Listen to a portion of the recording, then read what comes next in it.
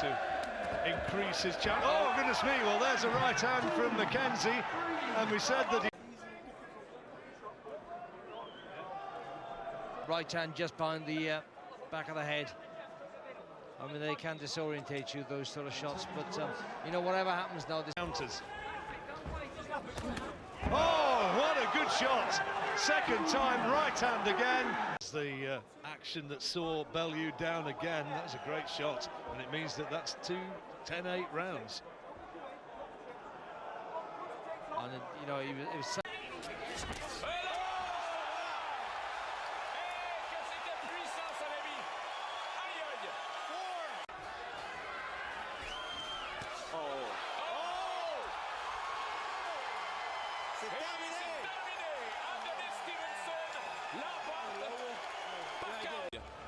Regardez bien le jab d'abord. Pouf, la gauche. Un classique. Regardez bien. Ouf. Elle a comme lancé un peu en uppercut. C'était surtout puissant et précis.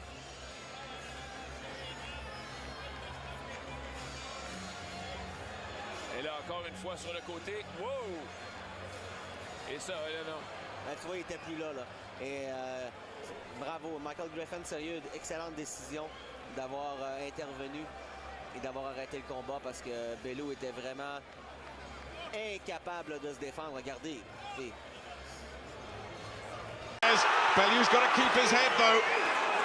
He's dangerous like that. The left hand corner there because he was close enough and he was offering an opportunity. Look how quick that left hand was. Tony got up straight away, looked to the corner, so he's not badly stunned, and the fact that he was bowled over almost on a somersault suggests that it caught him square-footed.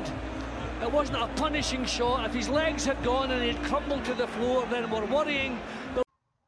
Hey there guys, so let's talk a little bit about the events of boxing last night and what's transpired since. Let's talk about the aftermath of, first of all, this Tony Bellew situation, man. So, you know guys, here in this boxing community, when you offer a certain amount of criticism for a particular fighter, you will often be labelled a hater, and that's how it is.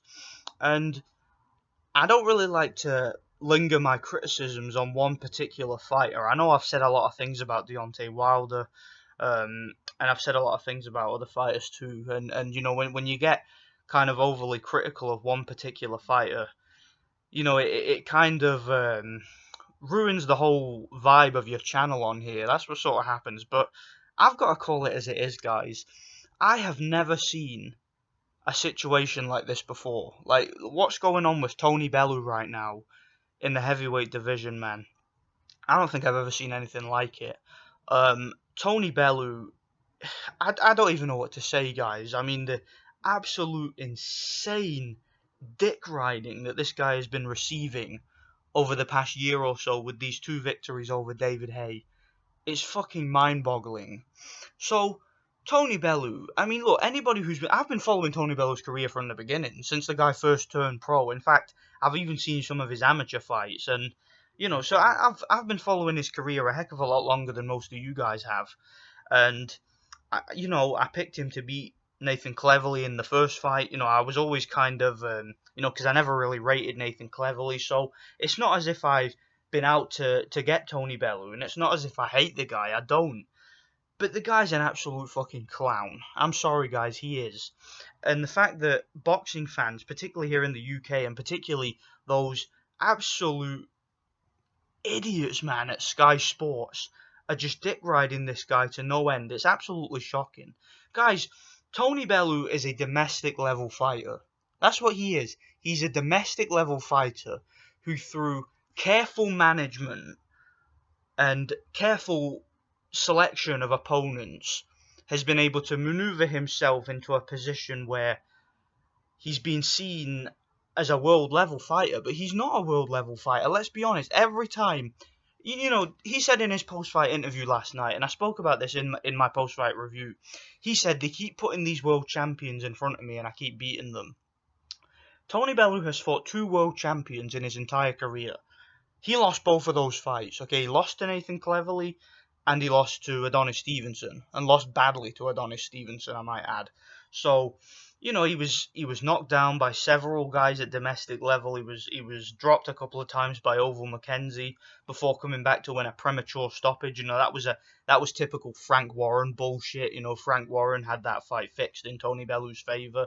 So, you know, Tony Bellew, we know what level he's at. And what's shocking to me and what pisses me off that people don't keep it real and call it as it is the fact that he got a total pass for his shameful duck of the entire cruiserweight division. So this guy moves into the cruiserweight division. Now, he was the mandatory, I believe, because I think Eddie Hearn managed to make the Nathan Cleverly Tony Bellew rematch into a title eliminator somehow. I don't know how he was able to do it, but somehow he was able to do that. That was a title eliminator for the WBO belt. So Tony Bellew became the mandatory to face Marco Huck. And rather than fight Marco Huck, he decided to wait another couple of years and just wait out the WBC situation, because he knew if he'd have fought Marco Huck, he would have got his ass whooped. So that was a shameful duck right there. Grigory Drozd ends up, you know, becoming the champion in recess due to inactivity and an injury and whatnot. Tony Bellew gets once again maneuvered by the WBC into the mandatory position. Beats Olunga Makabu, gets up off the canvas to beat him in Bellew's hometown. And then when the WBC attempt to enforce a mandatory fight, whether it be against the champion in recess, Grigory Drozd, who was the real WBC champion at this point, or his number one mandatory, Myris Briedis, what did Tony Bellew do? Oh, he just said, oh, I'm not fighting either one of those guys, and he fights an optional defense against fucking BJ Flores, a bum, and then moves up in weight and just vacates the belt, you know, to avoid the entire division. I mean, I remember he was commentating on the Alexander Usyk, Krzysztof Glowacki fight, and they were asking him on the commentary team, they're saying, so, you know, will you be looking to fight the winner? And Bellew was just like, you know, not really committing to it at all. He kind of basically, you know, the vibe you got from him was that he didn't want to fight the winner. And that just goes to show, doesn't it, that he knew that if he'd hung around at cruiserweight, which is his natural weight, you know, the division that he's suited in, he would have got absolutely obliterated, okay? These guys like Usyk and Gassiev, man, he can't hang with these guys. So he decided to move up to heavyweight and pursue a injury-prone, washed-up old David Haye. And yet he's getting praised for it. Guys, I don't understand. Why is Tony Bellew being praised for these David Haye victories? Okay, yes, I picked David Haye to beat him. So fucking what? So did everybody else in the world. There wasn't a single fucking person out there picking him to beat David Haye in that first fight. Okay, so, yeah, all credit to him. He got the win. But let's not pretend like he did something special. Let's not pretend like that was a prime David Haye. We all know a prime David Haye was the David Haye from back in like 2009 to 2012. You know, that was David Haye when he was elite. You know, an elite fighter back when he fought Klitschko and Mormek and whatnot. You know, this David Haye we've got now is a completely shop-worn fighter. So why is Tony Bellew being absolutely dick-rolled by Sky? I don't get it. Okay, this guy hasn't done anything in his career. He hasn't beaten a single world-class fighter. He hasn't beaten a top 10 fighter in his whole career. Okay, when he fought Nathan Cleverly in the rematch, Nathan Cleverly got fucking obliterated by Sergey Kovalev. They dragged him up in weight. You know, Eddie Hearn basically put on the fight in Liverpool, had it all fixed for Tony Bellew. The referee allowed Tony Bellew to lean and you know, sit on the smaller Cleverly for 12 rounds. Cleverly also had a hand injury, let's keep it real. He fought that entire fight with one hand. So, and yeah, Tony Bellew bragged about the win, and now he's bragging about beating an injury, you know, one-legged David Haye. He rubs me up. He rubs me up the wrong way, Tony Bellew, man. He really does. So, guys, can we just keep it real? Tony Bellew is not a world-class fighter. He's a protected, domestic-level hype job. Okay? Adonis Stevenson showed us what level this guy's at. He's not an elite fighter. Okay? When you're getting dropped by guys like Olunga Makabu and Adonis Stevenson and Oval McKenzie and guys like that, you know, and you're losing to guys like Nathan Cleverly, you're not beating elite competition, okay? Beating an old David Haye doesn't prove nothing. And there's people out there now saying that you got to credit Tony Bellew because he did what he said he was going to do. Really?